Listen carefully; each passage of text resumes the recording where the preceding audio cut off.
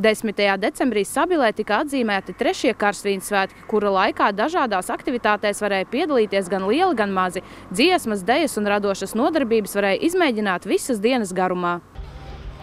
Karstvīņu svētki Sabilē nu jau kļuvuši par tradīciju, lai ziemas laikā no siltajiem divāniem izlidinātu cilvēkus uz kopā būšanu un svētku svinēšanu. Svētku programmā piemērotas aktivitātes varēja atrast gan sportiskie, gan radošie, gan dziedošie un dejot gribošie sabilnieki un pilsētas viesi. Aktivitāšu nosaukumi nu jau arī ir kļuvuši tradicionāli, katrai dodot kādas garšvielas nosaukumu.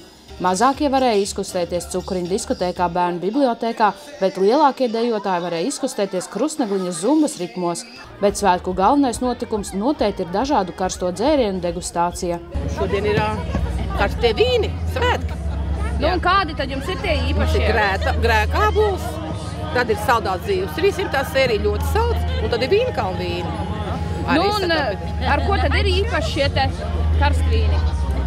Karstvīni pavisam cita garša. Skaisti, tāds, ka krēslot laiks mums vienmēr labs, cilvēki jautri, svaidīgi, priecīgi. Vajag šādus karstvīnus ziemā?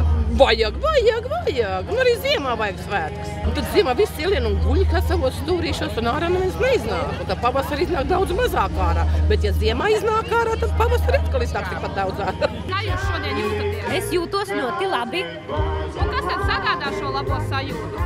Nu, viss pasākumi, viss šitien. Arī bērniem, kas ir leļteātrs un arī zumbošana, koris.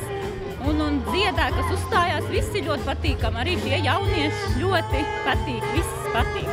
Nu, vienkārši cilvēki tā labi jūtās. Es domāju, ka ļoti vajadzīgi ir. Iznāk ziemā tā kā no mājām? Jā, vajag. Es domāju, ka ziemā tie ļoti labi atdzīvina to laiku, kas ir bez turistiem, jo vasarā turisti daudz interesējās par vīnu svētkiem, un nosaukums Karstvīņu svētki arī ir viens no tādiem vilinājumiem tagad, nu, kas cilvēkus saista, jo dzirdot vīnu, viņiem saistās ar vīnu svētkiem, un ka šis varētu būt kaut kas līdzīgs, bet, nu, protams, tas ir maziņāks. Pārsteidz ciemīgs ar to, ka bija vairāk pasākumu dažādās vietās, iepriekšējos gados bija mazliet mazāk, un šogad bija vairāk pasākumi. Bija Sauleša darbnīca, karameles un piparkūkas, un Romu deju meistaru darbnīcā, sporta halē notika ļoti daudz pasākumu, kas saistīti ar sportu, un šeit uz vietas arī ir vairāk pasākumu bijuši. Svētkos neiztikt arī bez mūzikas. Sabili pieskandināja vairāki mākslinieki, izpildot skaistas Ziemassvētku dziesmas.